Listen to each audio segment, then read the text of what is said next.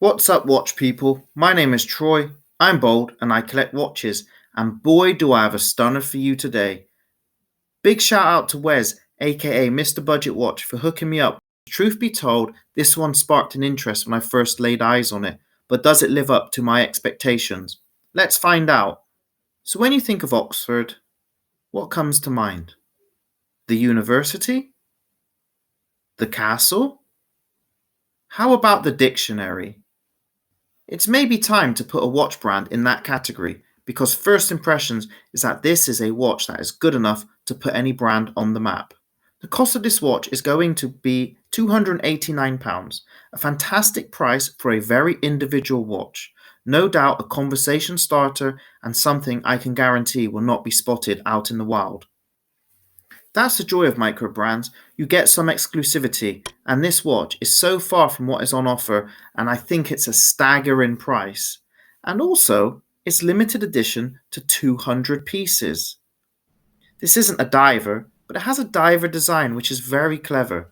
It's not a sports watch because of the dressy dial, and it's not a dress watch due to its case design and dial color. It's a hybrid watch, but it just works.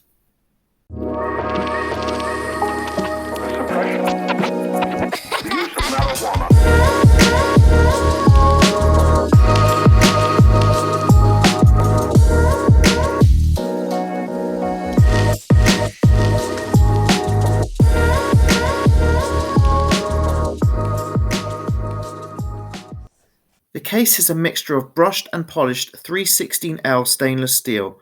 We have polished chamfers and horizontal brushing to the side of the case. I'm really happy they've included drilled lugs for that oh so easy strap change. The placement of the drilling looks a little off, but it still works and it gets the result it's intended for. Have a guess what I did when I received this. I only tried to rotate the bezel.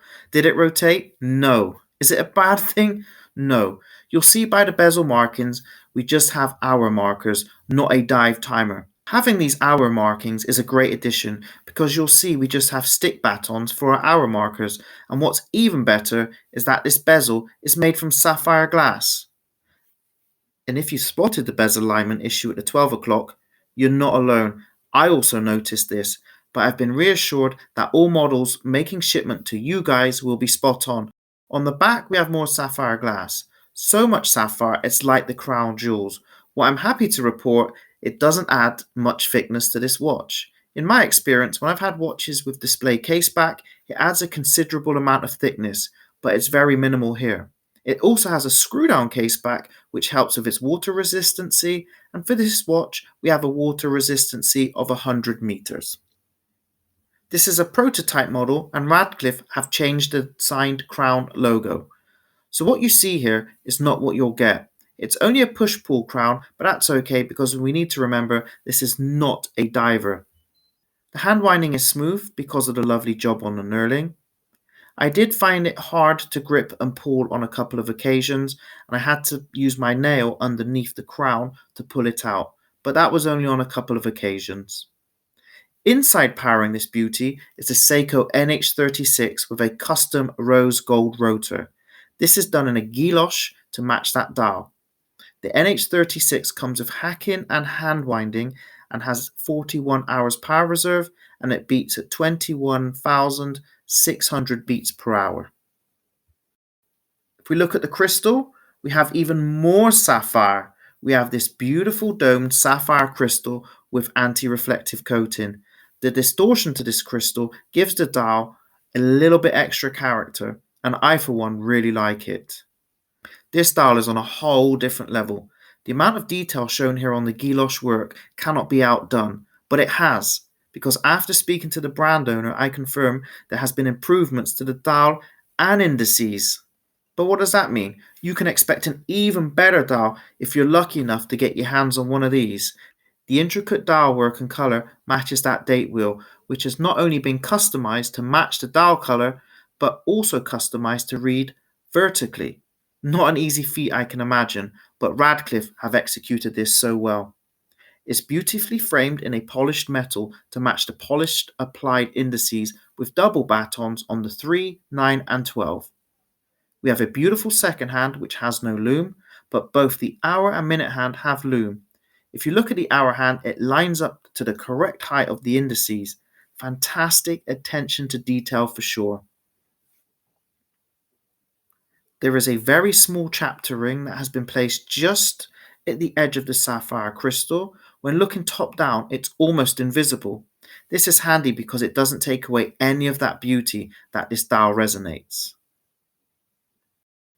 The loom on this watch is BGW9. It's pretty impressive. I'm going to show you now, and let me know in the comments what you think.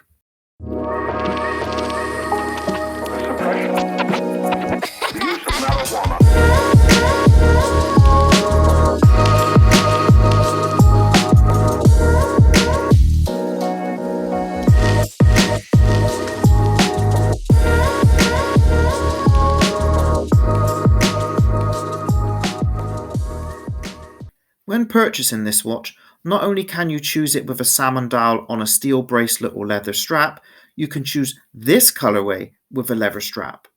I'm a massive Beads of Rice fan. It gives a certain elegance to a watch, a retro vibe, and it helps with its comfort. But on the signature, we do not have a true Beads of Rice, but a Beads of Rice design, because that center link is a solid link and not individual links. It's not a bad thing because the watch still wears very comfortable, and no doubt this has kept the cost down. This is evident in the bracelet and the strap option of this watch costing exactly the same price. It has a double push button deployant milled clasp. The clasp is signed with the Radcliffe logo, one of the best use of font and branding I've come across to date. Here you'll find 2 micro adjusts, maybe a couple less than I would have liked. To remove the bracelet is super easy with the inclusion of the drilled lugs, and I would think this watch would look fantastic on a Tiffany blue rubber strap. So what do I think of the Radcliffe signature? I have to be honest, and I'm going to be pretty biased because I fell in love with it as soon as I saw it kicking about online. But I will still tell you what I rate and what I hate, because I don't believe the perfect watch is out there. If I'm wrong, let me know down below. For me, adding a non-rotatable bezel is a brave and bold choice, because having it as a non-bezel I think would have made this watch more popular.